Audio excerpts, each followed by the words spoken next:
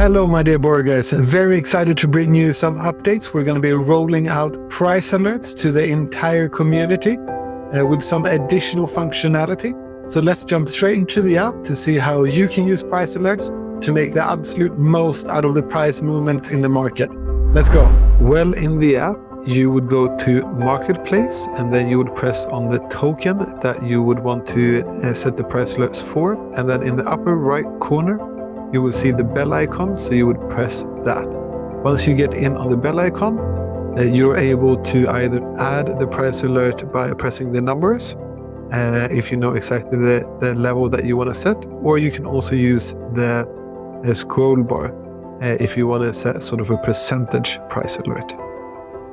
Then if you click on add notes, you can add the notes that is the reminder that is essentially pushed, or the notification that is pushed as the price is hit.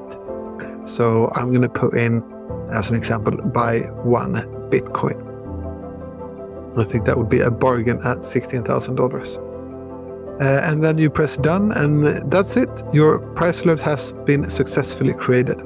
And now I want to show you something. First, you can delete it by swiping to the right and then pressing the garbage bin icon. Now I want to show you something really, really cool. Under the learn more about Bitcoin, you will have these on most of our assets. So you will have the SwissBorg predictor, you will have the SwissBorg indicator, but you will also have your support and resistance level.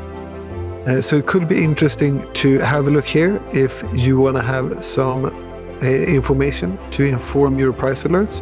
So here we can see that the support is currently at 19,200 and resistance is currently at 20,800. So it could be very interesting to set a price alert on these levels. Thank you so much for following with me on this tutorial here from SwissBorg. Stay wealthy, stay healthy, and love our CHSB.